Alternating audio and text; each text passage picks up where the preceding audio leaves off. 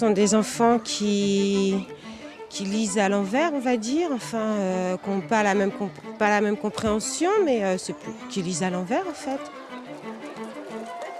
La dyslexie, aucune idée. Je pense qu'il doit y avoir, on doit être obligé d'aller voir une orthophoniste, un orthophoniste pour, je suppose. Je crois que ça perdure jusqu'à l'âge adulte. C'est pas un problème non d'intelligence, mais effectivement peut-être une codification ou une méthode de communiquer un peu différente. Les instituts, les professeurs, je pense que sont les premiers à reconnaître si l'enfant est dyslexie ou pas.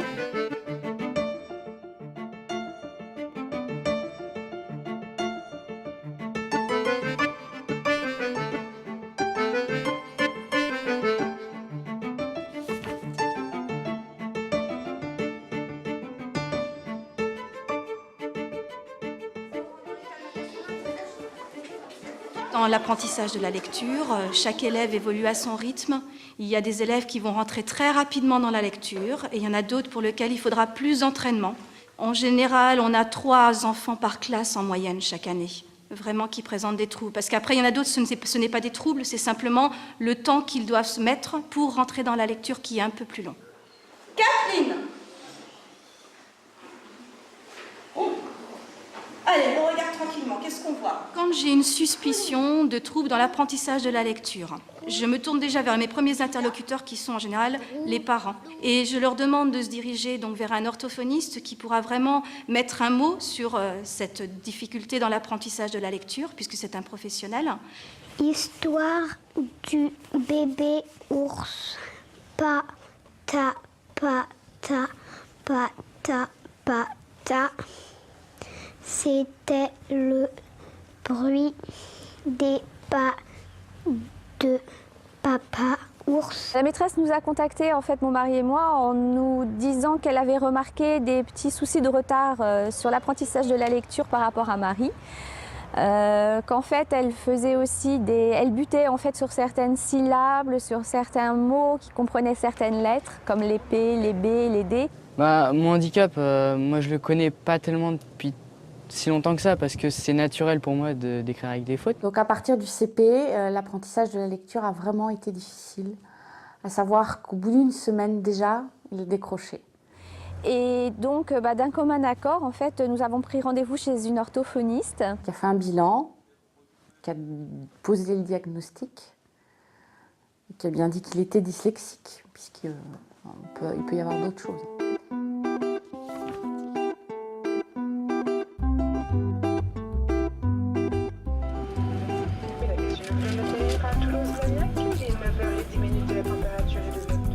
Donc on estime que la dyslexie de développement concerne dans notre pays 5% des enfants d'âge scolaire, ce qui grosso modo correspond à un enfant par classe.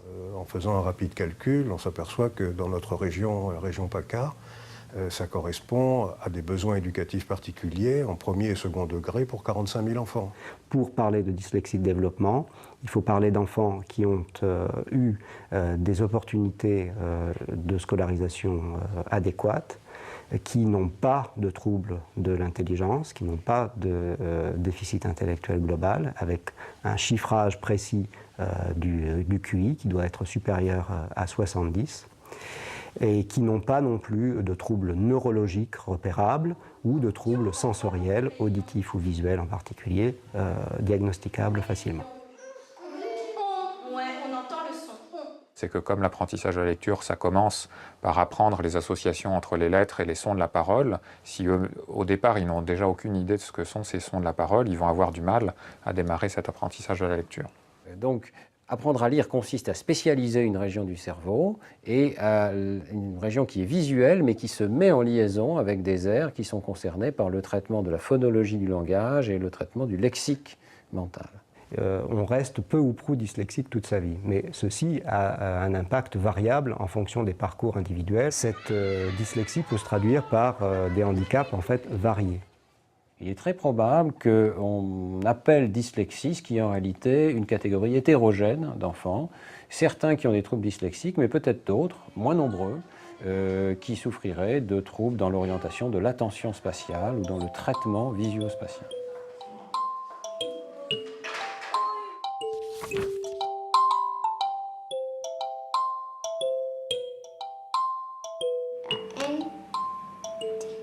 Oui.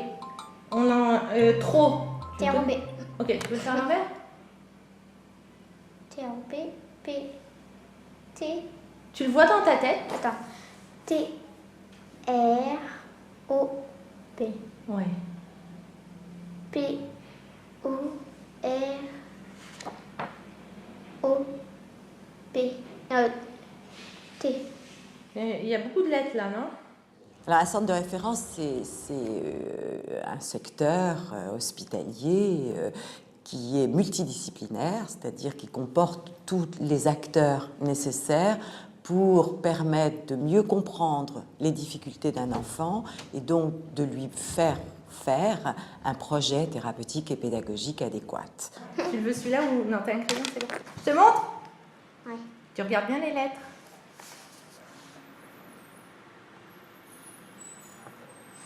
Parce que pour les lire, il faut que tu les mettes dans ta tête. Vas-y. T. E. Attends. E. I. N. T. Il faut ensuite les acteurs paramédicaux et en particulier les orthophonistes qui sont la base essentielle de la rééducation des troubles du langage écrit. Il y a d'autres acteurs paramédicaux pour d'autres troubles. Comme par exemple les psychomotriciens ou les ergothérapeutes pour les difficultés de graphisme, d'écriture, pas seulement d'orthographe mais d'écriture. Il faut des neuropsychologues pour les évaluations des fonctions plus complexes, exécutives, attentionnelles, dont peuvent souffrir les enfants qui ont des difficultés de langage écrit. Et puis, il faut des psychologues cliniciennes, parce que les difficultés d'un enfant sur le plan instrumental, elles s'inscrivent dans son environnement. Et puis il y a aussi la façon dont il vit ça, dans ses vécus, quel poids ça a à l'intérieur du fonctionnement familial. Alors, l'indication où on rentre au centre de référence, c'est la nécessité justement de cette évaluation plus ou moins pluridisciplinaire liée aux difficultés de l'enfant. C'est ça la raison. À jeudi. Au revoir. Dans le travail de recherche clinique d'un centre de référence, c'est de donner tous les éléments avec des études scientifiques de recommandation de bonnes pratiques. Ça, c'est un rôle essentiel des centres de référence.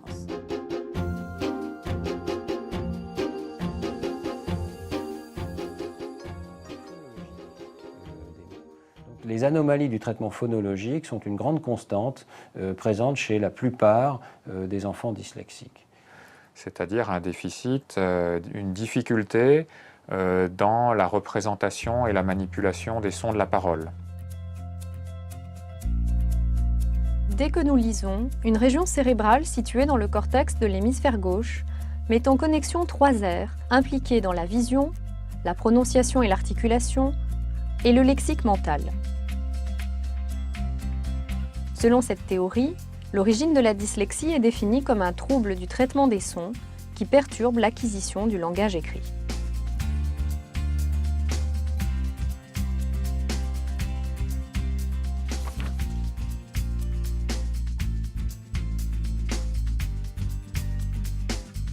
On ne peut pas avoir de déficit phonologique.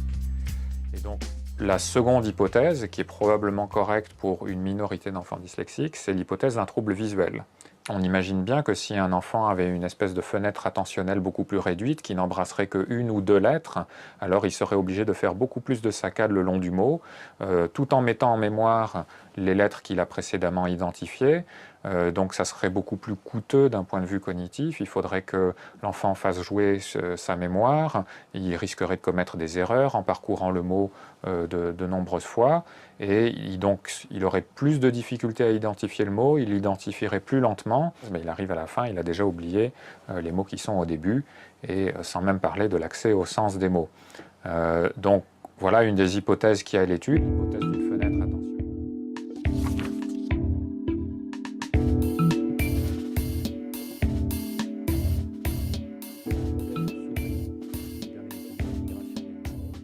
commence à comprendre que la migration des neurones est impliquée de façon très étroite dans la dyslexie.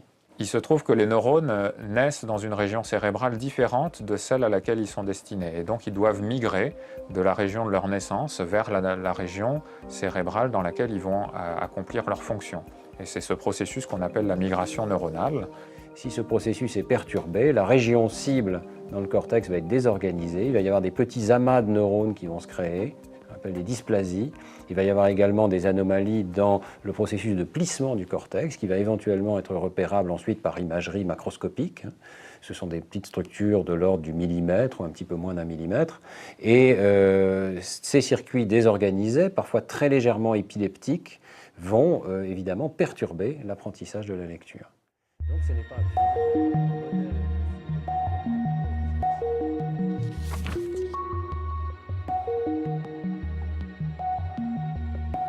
Un enfant dyslexique vient rarement seul, c'est-à-dire qu'il a souvent déjà un frère ou une sœur qui a été dyslexique avant lui, et que si on interroge les parents, voire les grands-parents, on va retrouver d'autres personnes dyslexiques dans les générations précédentes. Ce qui a conduit à l'idée qu'il y a peut-être une transmission héréditaire de la dyslexie. Globalement, ce qu'ont montré ces études de jumeaux et ces études d'adoption, c'est qu'il y a une contribution à la fois génétique et environnementale au risque de devenir dyslexique.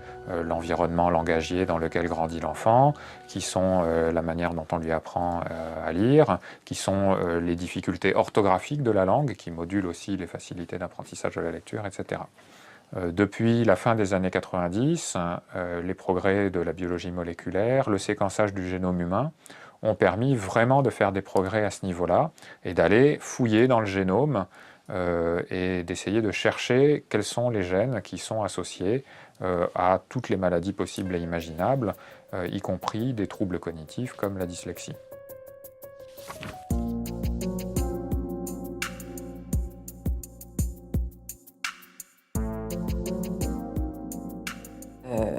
Il n'y a pas la dyslexie.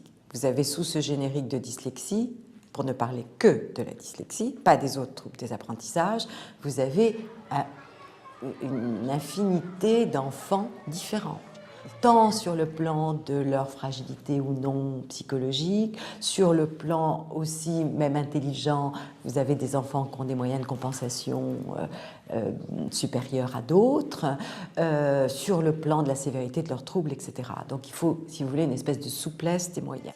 Il faut commencer à avoir des inquiétudes lorsque on s'aperçoit que, disons, à la fin du printemps du CP, la mise en correspondance des syllabes avec leur équivalent phonologique reste extrêmement tâtonnant et hésitant. En fait, on a les choses sont très claires aujourd'hui. Il faut, dès la maternelle, particulièrement dans les milieux défavorisés, faire des actions de stimulation de langage oral en lien avec les familles pour améliorer le vocabulaire et la connaissance de la langue française, parce que ça servira plus tard pour la compréhension de lecture.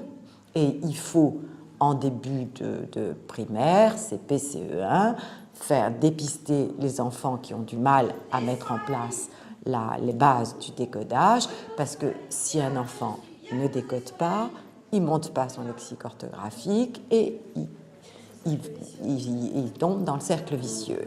Et puis après, il y a des actions à faire sur différents domaines, comme l'affluence de lecture et surtout la compréhension, qui sont liées à d'autres facteurs prédictifs que la lecture. Vous voyez ?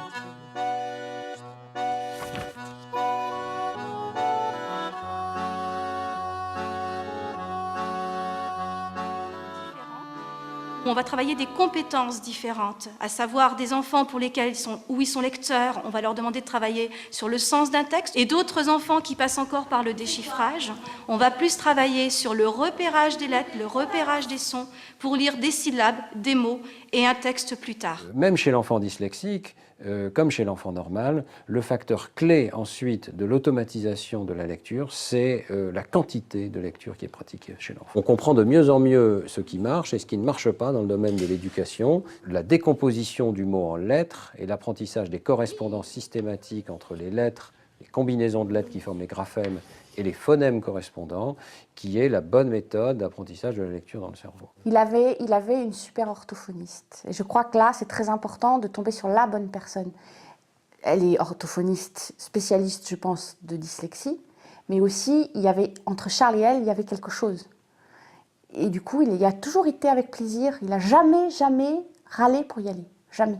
Évidemment, la rééducation orthophonique ne va pas réparer les anomalies de la migration neuronale, mais elle va promouvoir une réorganisation du cerveau de l'enfant qui va lui permettre quand même de récupérer partiellement les fonctions cognitives déficitaires et aussi d'utiliser de la meilleure manière les autres fonctions cognitives qui sont préservées pour arriver à faire la même chose d'une manière un petit peu différente.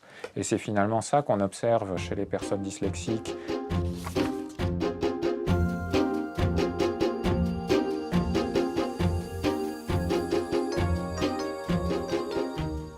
Donc en cas de difficulté sévère, qui a été repérée par un professionnel, dans ce cas-là, il va y avoir un protocole de mise en place dans l'école qui s'appelle un PAI, un projet d'accueil individualisé, qui correspond donc au plus au volet médical. Disons que l'éducation nationale dans les petites classes, ça n'a pas posé de problème. La directrice de l'école était ouverte. Elle acceptait très bien que Charles ait des très mauvaises notes en orthographe, en lecture. Ça n'a posé aucun problème pour le passage dans la classe supérieure. Et là, il est rentré en 6e, Charles. Et c'est le médecin scolaire qui détermine si l'enfant a besoin d'être aidé, soutenu différemment à l'école. Tout ça, ça a été très long à se mettre en route et surtout que les professeurs comprennent bien que c'était pas de la paresse, mais qu'il n'y arrivait pas. Charles a été intégré dans une classe de seconde tout à fait normale, mais la maison du handicap étant prévenue, nous avons eu un contact tout de suite avec le référent local qui a fait le suivi tant au niveau de l'élaboration du PAI qu'au niveau après de la prise en charge matérielle, par exemple l'ordinateur et autres. Dans un deuxième temps, nous avons informé les équipes pédagogiques qu'il fallait mettre en place quand même des procédures tant d'évaluation que au niveau des prises de notes, etc., un peu particulières. Pour les épreuves normales, soit le tiers-temps quand c'est possible, supplémentaire, soit la notation ou l'évaluation sur une partie limitée du devoir ou de l'interrogation. Voilà, le tiers-temps, je ne sais pas si vous savez ce que c'est plus de temps pour les épreuves. J'ai l'impression que de temps en temps, dyslexie et handicap, on a l'impression de temps en temps d'être mis dans la même case que ceux qui ont de très gros problèmes. Donc carrément nous faire passer un peu pour des imbéciles.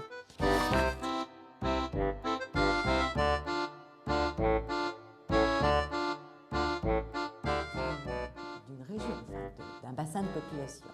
Donc il est absolument fondamental que ce centre de référence ait une action d'information, en particulier des informations et formations auprès des enseignants. Les enseignants demandent et ils ne demandent qu'à faire, ils demandent à savoir. Des actions évidemment d'information aux parents, ce qu'on a beaucoup plus de mal à faire parce que le temps est limité. Et on s'est aperçu que vraiment une réponse pourrait être le centre de ressources. Les familles ont besoin d'être orientées. On travaille avec les réseaux, avec les CHU, avec les libéraux, mais on essaye d'être un peu le lien. On est en amont de l'hôpital pour les bilans et en aval pour l'explication des bilans qui auront été faits.